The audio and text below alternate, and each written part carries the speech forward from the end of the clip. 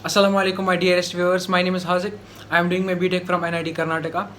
तो तुम्हारा JEE mains का फर्स्ट शिफ्ट भी ख़त्म हो चुका है, फर्स्ट अटेम्प्ट, करेक्ट। अब बहुत सारे बच्चे एक डिलेमा में है, क्या हम पहले जेई मेंस का सेकंड अटेम्प्ट प्रिपेयर करें या फिर हम जेई एडवांस के लिए प्रिपेयर करें, ठीक है। उसमें भी एक कैच है कि उसके बीच में बोर्ड्स आ जा रहा है, ठीक है। 2 अटेम्प्ट्स के बीच में जो 2 महीने बचे हैं उनमें से बोर्ड्स भी आ रहा है। तो first of all I will tell you कि बोर्ड्स का टेंशन लेने की बिल्कुल भी ज़रूरत नहीं है जब तक ना वो उतना पास आ जाए।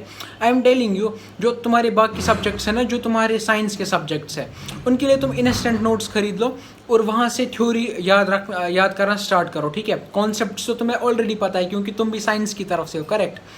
थ्योरी पता है, अब उसको याद करने की कोशिश करो, एग्जाम में वही लिख कर आना है, करेक्ट। वो बहुत ही आसान होगा आपके लिए। रही बात आपकी इंग्लिश और आपके ऑप्शनल सब्जेक्ट की, तो believe me it won't take more than 3 और 4 days. Don't take any stress about this boards.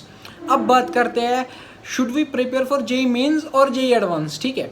तो पहले मेरी एक बात सुनो, जो बच्चे 250 से अबोव स्कोर या उससे भी ज़्यादा स्कोर करते हैं ना जेई मेंस में, उनके लिए शायद डिफरेंस होता होगा कि जेई मेंस का स्टडी अलग है, जेई एडवांस का स्टडी करने का पैटर्न अलग है। We being common masses, it does not matter that much for us right now, because हमारे लिए दोनों एग्जाम्स को प्रिपेयर करने का तरीका सिर्फ एक ही है, मॉक टेस्ट देना, ठीक है। तो आप खुद रियलाइज करो, अगर आपके मार्क्स आपको लग रहा है कि 90% के अराउंड हो रहे हैं, ठीक है, या उससे थोड़े से ऊपर 90% जैसा मैंने एनालाइज किया उस हिसाब से 90% मेरे हिसाब से 125 to 135 मार्क्स पर आ जाना चाहिए, ठीक है। उतने मार्क्स आ रहे हैं तो तुम पूरा focus JEE Mains second attempt पर लगा दो, ठीक है, पूरा फोकस लगा दो उस पर। अगर तुम्हारा, मैं बोलता भी हूँ कैसे प्रिपेयर करना है इसके लिए, ठीक है, अब बने रहिए वीडियो में। तुम्हारे मार्क्स अगर थोड़े से ऊपर हो गए, यानी कि 170, 180, 190 ऐसे मार्क्स, तो तुम्हें पता है मेंस तो स्क्वायर हो गया, अब तुम्हारे फोकस में होगा जेई एडवांस। पर एडवांस के लिए स्टडी करने का भी फिलहाल यही तरीका है कि जब तक जेई मेंस सेकंड अटेम्प्ट ना हो जाए तब तक तुम्हें मेंस के ही मॉक देते रहना है। अगर तुम्हें ज़्यादा चाहत हो रही है ना कि एडवांस के लिए भी आप पढ़ना है, तो एवरी 5th मॉक तुम एडवांस के पैटर्न का दे दो, correct. It does not make that much difference. अगर तुम सचमुच जेई मेंस का सेकंड अटेम्प्ट फोड़ना चाहते हो तो एक ही चीज़ है करने के लिए, पहले तो तुम सिलेबस के पीछे भागना छोड़ दो। अगर तुम्हारा एटलीस्ट 70% कंप्लीट हो चुका है तो तुम्हें और आगे बढ़ने की ज़रूरत नहीं है, क्योंकि टाइम बहुत ही ज़्यादा कम बचा है, ठीक है। Unless and until they are that type of topics, मतलब मैथमेटिकल रीजनिंग जैसा कोई टॉपिक होगा जो एक दिन ही लगेगा भाई, ठीक है।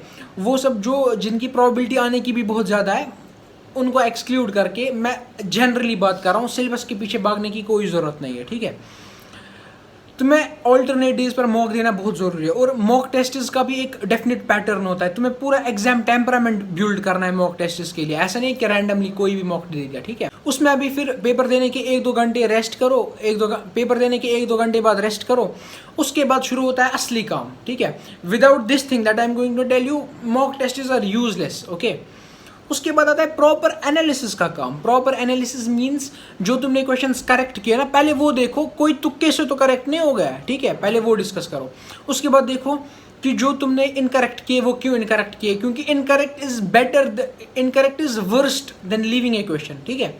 जब तुम कोई क्वेश्चन इनकरेक्ट कर रहे हो ना मेंस जैसे एग्जाम में, where there is +4 -1 type of marking usually, correct, तो तुम -1 तो कर ही रहे हो। कुछ लोग बोलते हैं -1 कर रहे, अरे नहीं, एक तो तुम -4 कर रहे हो, जो तुम्हें मिल रहे थे ना -4 कर रहे हो, -1 कर रहे हो, -5, और उस टाइम पर जो और एक क्वेश्चन कर सकते थे ना वो भी माइनस कर रहे हो, तो -9 मार्क्स तुम कर रहे हो एक क्वेश्चन रॉन्ग करके।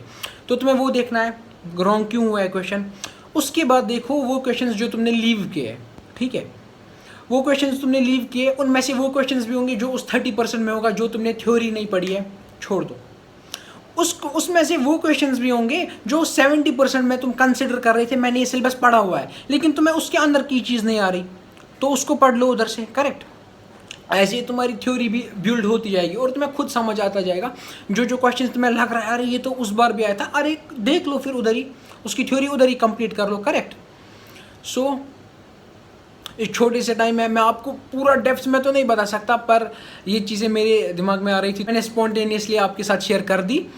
सो see you soon, all the best. और अपना जो मेंटल स्टेट है ना, ऐसा मत सोचो कि तुम ही जेई दे रहे हो भाई, तुम्हारे पहले भी बहुत सारों ने जेई दे दिया और शायद तुम आखिरी भी नहीं हो जो जेई दे रहे हो, करेक्ट, तो या नीट दे रहे हो। तो अपना जो मेंटल लेवल है ना वो बिल्कुल काम रखो और पेशेंस रखो, ठीक है। कुछ नहीं होने वाला, this won't decide your future but it can shape your career, correct. So इसी गुड एटीट्यूड के साथ पेपर दे कर आओ और फोड़ कर आओ। I hope to see you again. अल्लाह हाफिज़।